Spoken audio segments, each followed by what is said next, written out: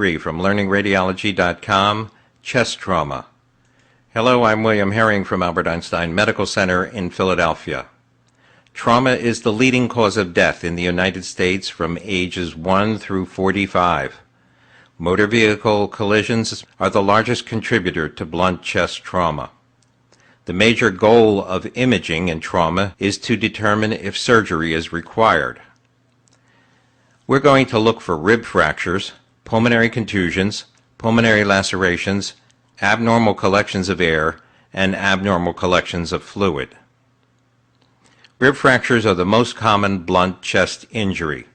They are important because of the internal injuries with which they are associated. In one study, the mortality rate reached 12% in individuals who had rib fractures associated with their chest trauma, and it was estimated that there was a blood loss of 100 to 150 cc's per rib fracture. In another study, elderly patients with 3 or more rib fractures were found to have a 4 times greater mortality than those who did not. So rib fractures are important markers for significant underlying disease. Ribs 4 through 9 are the most commonly injured. If you see a fracture of rib 1, then you should look for associated facial fractures. Ribs 1, 2, and 3 traditionally have been thought to be protected, and so fractures of those ribs have been associated with serious trauma, like a rupture of a bronchus. Fractures of ribs 4 through 9 could produce pneumothoraces or pulmonary contusions. And if you have fractures of ribs 10 through 12, which are below the diaphragm, then think of liver and spleen lacerations. 3 or more contiguous ribs fractured in 2 or more places can produce a flail chest. This is an example of fractures of the left 9th and 10th ribs. Since the fractures are displaced, there would be greater concern for injury to the underlying spleen. Here is a CT scan of the chest, which demonstrates a portion of a posterior rib, shown by the red arrow, which is penetrated into the lung, having arisen from the location of the blue arrow, and produced not only a pneumothorax, but also a pulmonary contusion. This is a patient involved in a motor vehicle collision who has multiple fractured ribs on the left side. The 4th, 5th, 6th, and 7th ribs are fractured posterolaterally. The 4th rib, we can see the 2 blue arrows, is fractured in 2 locations. There is an associated pulmonary contusion. This patient did have a flail chest on the left side. Flail chests are relatively uncommon. They're defined as 2 or more fractures in 3 contiguous ribs. The flailed segment moves paradoxically with respiration, so that it moves inward on inspiration and outward on expiration. There is almost always an accompanying lung contusion with a flail chest, and it has about a 10% mortality. Pulmonary contusions are the most common pulmonary injury in blunt chest injury. They represent hemorrhage into the lung, usually at the point of impact. They appear within 6 hours of the injury, and they disappear characteristically within about 48 hours after they appear. This is an example of a pulmonary contusion caused by a gunshot.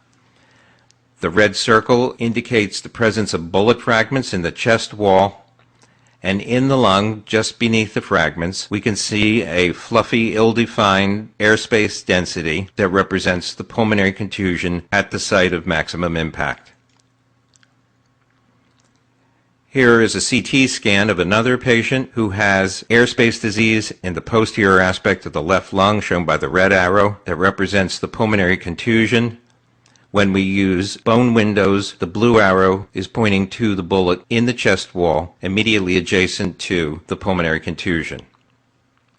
Pulmonary lacerations, also known as traumatic lung cysts or traumatic hematomas, may not be initially apparent because of surrounding contusion. After the contusion is absorbed in 24 to 48 hours, then the laceration may become more visible. A laceration is actually a hole in the lung parenchyma. It usually occurs, as do contusions, in a subpleural location under the point of maximum impact. About half of all lacerations present as a fluid-filled structure, about half are air-filled. And unlike pulmonary contusions, pulmonary lacerations characteristically can take up to 6 months to clear. This is an example of a pulmonary laceration in the left lower lobe. We can see a relatively well-circumscribed soft tissue density in the left lateral aspect of the lung. Unlike a contusion, it has slightly better defined edges. In this patient, who also sustained blunt chest trauma, there is a pulmonary contusion represented by the fluffy airspace disease, in the center of which is a lucency that represents the pulmonary laceration. This is a CT scan of the chest in another patient with chest trauma. The red arrow is pointing to a pulmonary laceration that contains both air and fluid. The blue arrow is pointing to an adjacent pulmonary contusion. Abnormal collections of air include pneumothoraces, pneumomediastinum, pneumopericardium, and subcutaneous emphysema. Pneumothoraces are most frequently caused by rib fractures in trauma. They can also be caused by deceleration injuries or barotrauma. Almost all trauma patients who have a pneumothorax are treated with a chest tube. In order to diagnose a pneumothorax, you must see the very thin visceral pleural white line. There may also be absence of lung markings peripheral to the visceral pleural line, but lung markings may also be absent in cysts or bullae, so finding the visceral pleural white line is the key to the diagnosis of a pneumothorax. Beware of skin folds and beware of bullae. Here is an example of a right tension pneumothorax. We see clearly the very thin white visceral pleural line and the absence of lung markings peripheral to it. There is a slight shift of the heart and mediastinal structures to the left. The patient also has a scoliosis, which is adding to that shift. Here is a CT scan of another patient who has an obvious pneumothorax on the right side. The denser portion of the right lung at the base could represent a pulmonary contusion or an area of aspiration, and you can see that there is a slight shift of the heart and mediastinal structures toward the left, indicating that the pneumothorax is under tension. Here is a large right-sided pneumothorax to which the red arrow is pointing, with very little in the way of shift. And this is a small pneumothorax, which should always be sought on the basilar images of a CT scan of the chest when a patient is having a CT scan of the abdomen and pelvis for trauma. Air will rise, of course, to the highest point, which is underneath the anterior chest abdominal wall, and it will be visible as it is here, shown by the red arrows, as a lucency without any pulmonary vasculature. And pneumomediastinum may develop after blunt trauma, secondary to pulmonary interstitial emphysema, in which there is a rupture of an alveolus and then tracking of the air back along the bronchovascular bundles to the mediastinum. The mediastinal pleura becomes displaced away from the heart border and presents as a thin white line which resembles a pneumothorax. One finding that can help differentiate the two is visualization of the central portion of the diaphragm, called the continuous diaphragm sign. This is an example of a patient with a pneumomediastinum. You can see that there is a very thin white line adjacent to the left heart border. And this is an example of a patient with a continuous diaphragm sign. Normally, the central portion of the diaphragm is not visible because it is silhouetted by the heart, which is of the same density as the diaphragm. But when there is air in the mediastinum, then we see the diaphragm continuously from one side to the other.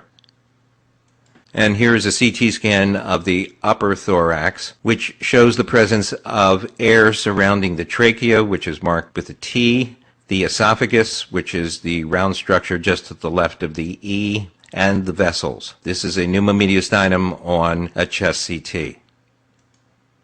Here is a coronal reconstruction, which also shows pneumomediastinum. The white arrow is pointing to air which surrounds the heart. The red arrows show that this air extends above the level of the great vessels. It extends, in fact, into the neck, and this is a pneumomediastinum with subcutaneous emphysema. Pneumopericardium generally requires direct penetration of the pericardium.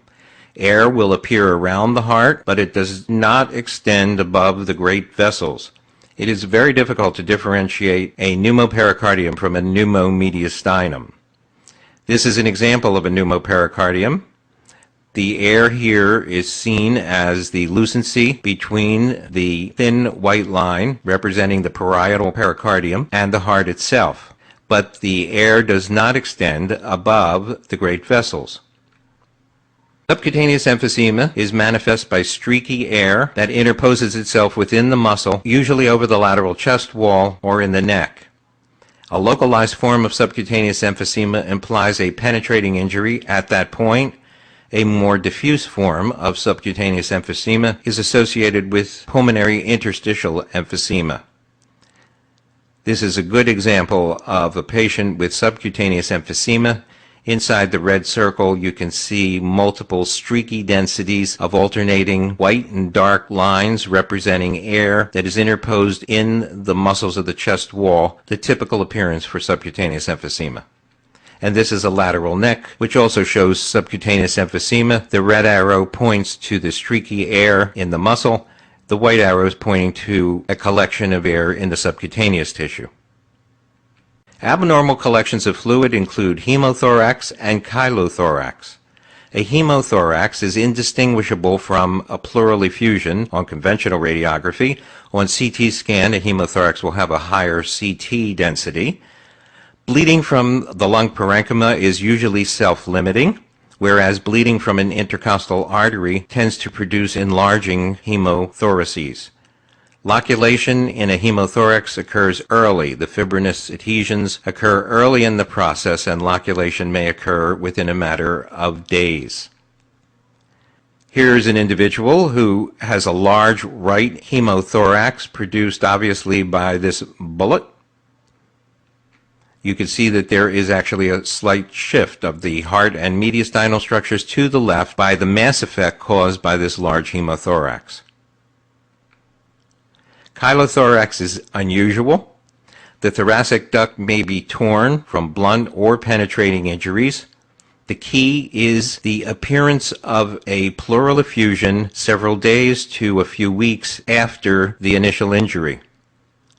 The effusion can occur in either or both hemithoraces, and if a pleural tap is performed, it yields lymph. On the left, we see an individual with a blunt chest injury. On day 0, the red arrow is pointing to a pneumothorax. Beneath the pneumothorax, there is a pulmonary contusion, but you can see that the left lung is relatively clear.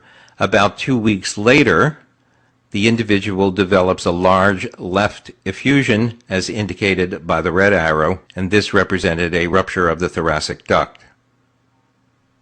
Fractures of the trachea and bronchi are unusual. They usually require severe trauma, usually of a blunt nature, and frequently resulting in fractures to ribs 1 through 3. The main stem bronchi are affected more often than the trachea itself. Fractures of the 1st through 3rd ribs require a force that can be sufficient to rupture a bronchus. In this individual, there are fractures of the left 2nd and 3rd ribs, pointed to by the red arrows. There is no ruptured bronchus. Features of a fractured trachea or fractured bronchi include mediastinal or subcutaneous emphysema. You should look for a large pneumothorax which does not respond to suction, and if that occurs, think of a rupture of a bronchus. Lobar atelectasis is unusual as an occurrence immediately following trauma, so if you see lobar atelectasis, you should think of the possibility of a ruptured bronchus. And there is a sign called the ptotic lung sign, in which essentially